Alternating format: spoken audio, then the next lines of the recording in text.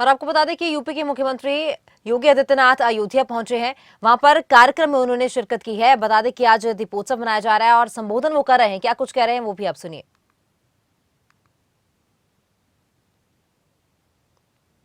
जा रहा है कि कैसे उस समय भगवान राम आए होंगे और कैसे पुष्पक विमान उतरा होगा और कैसे फिर देवताओं ने आकाश से पुष्प वर्षा की होगी। यह दृश्य भी आप सब ने आज यहां पर पुनः देखा होगा।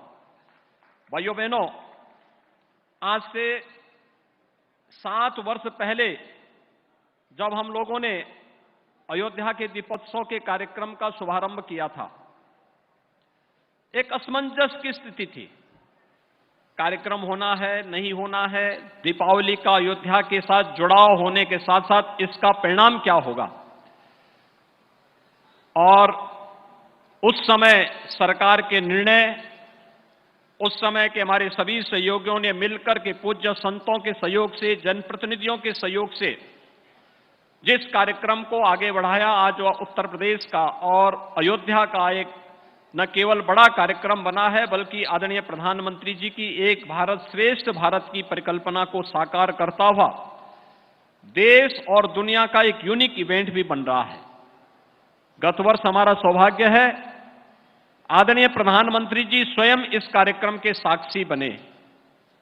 उनका मार्गदर्शन, उनका आशीर्वाद यहां आकर के मिला और आज उन्हीं के आशीर्वाद और उनके मार्गदर्शन और नेतृत्व में 500 वर्षों के इंतजार को दूर करते हुए अयोध्या में प्रभु राम के राम जन्मभूमि पर भव्य मंदिर के कार्यक्रम को भी हम सब अपनी आंखों से बनते हुए देख रहे हैं। और जनवरी माह के इंतजार में सभी संत, सभी भक्त, सभी श्रद्धालुजन उस इंतजार के लिए अपने आप को तैयार किए हुए हैं। इस दौरान हमने नई अयोध्या को बनते हुए भी देखा है। यानी आज के दिन पर केंद्र और राज्य सरकार का मिलाकर के 178 परियोजनाओं पर 30,500 करोड़ रुपए की धनराशि अयोध्या के विकास के लिए खर्च हो रहा है। याद करिए, 30,500 करोड़ रुपए अयोध्या के विकास को, और यह तो सरकार का पैसा, केंद्र और राज्य सरकार का पैसा है। भाइयों बहनों, निजी क्षेत्र में भी बड़ा निवेश यहां होने जा रहा है। कुल मिलाकर के आप देखेंगे तो जब तक रामलला अपने स्वयं के भव्य मंदिर में विराजमान होंगे, तब तक भाइयों बहनों अयोध्या धाम में लगभग 50,000 करोड़ रुपए की परियोजनाएं यहां पे मूर्त रूप लेती हुई दिखाई देंगी। 50,000 करोड़ का मतलब लाखों लोगों के लिए रोजगार के सृजन की व्यवस्था भी।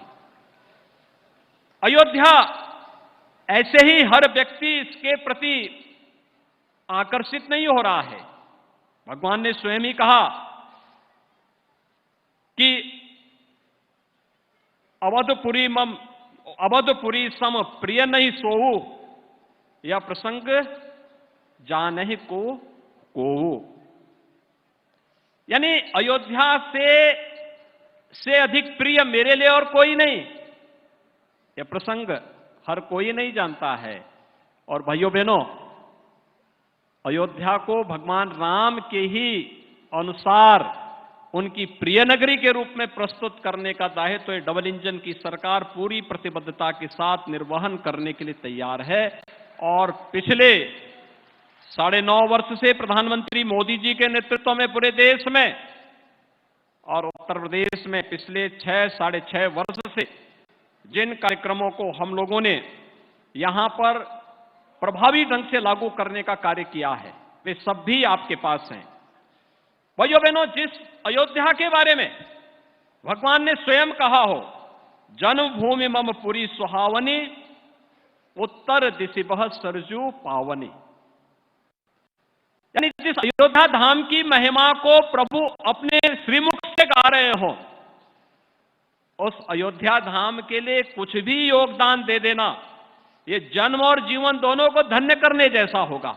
और भाइयों बहनों, उसी जन्म और जीवन को धन्य करने के लिए ये जनता जनार्दन भी, पूज्य संत जन भी, महामहिम राज्यपाल जी भी और सरकार के मंत्री और अधिकारीगण भी यहां पर उपस्थित होकर के अपने जन्म और जीवन दोनों को धन्य करने के लिए, लोक कल्याण के उस हेतु को आगे बढ़ाने के लिए आज यहां पर उपस्थित हुए हैं। और भाइयों बहनों, उसी अभियान के लिए आज हम सब आपसे कहने के लिए आए हैं कि अयोध्या के बारे में भगवान ने एक और बात कही कि अति प्रिय मोही यहां के वासी, यानी यहां के वासी मुझे बहुत प्रिय हैं।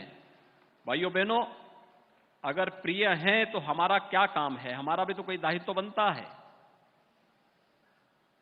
अयोध्या वासियों को मैं एक बात के लिए आश्वस्त करता हूं कि डबल इंजन की सरकार विकास के कार्यों के लिए और अयोध्या को दुनिया की सुंदरतम नगरी बनाने के लिए जिसका स्वरूप उभर रहा होगा, जिसका एक झलक आप देख रहे होंगे।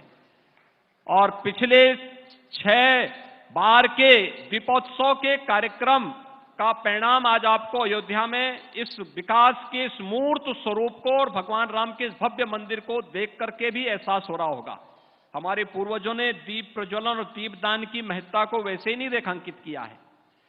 इसके आध्यात्मिक, इसके भौतिक महत्व भी है, इसके आधिदैविक महत्व भी है, और इन सभी महत्वों को रेखांकित करने के लिए ही हमारे यहां इसको एक धार्मिक कर्मकांड के साथ और आयोजनों के साथ जोड़ा गया, और उसके परिणाम आज यहां पर देखने को मिल रहे हैं।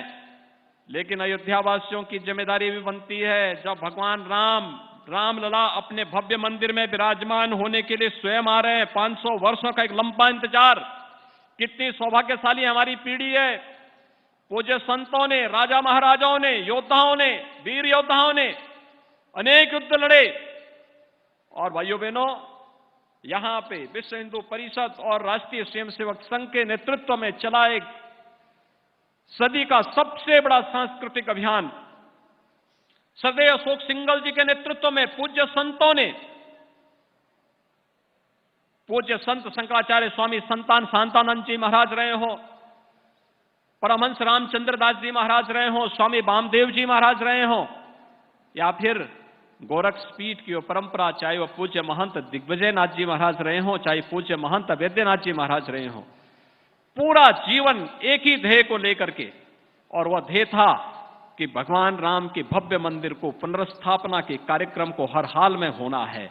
और आज जो साकार हो रहा है, तो साकार होने के लिए अयोध्या वासियों को, जिस अयोध्या वासियों के बारे में भगवान ने स्वयं कहा अति प्रिय मोही यहां के वासी, तो उस अयोध्या वासियों की जिम्मेदारी भी बनती है कि भगवान जब आपको सबसे प्रिय मानते हैं, तो जब भगवान आ रहे हो, तो जैसे दीपावली का कार्यक्रम अयोध्या वासियों ने पूरी दुनिया के सामने दीपोत्सव के रूप में प्रस्तुत कर दिया है, ऐसे ही भगवान राम के 22 जनवरी के अपने मंदिर में विराजमान करने के लिए जब प्रधानमंत्री जी आएंगे, तो अयोध्या वासियों को स्वागत की तैयारी, उसी प्रकार की तैयारी के लिए अपने आप को तैयार रखना होगा। आप सब तैयार हैं? सभी लोग तैयार हैं? जय जय सीताराम।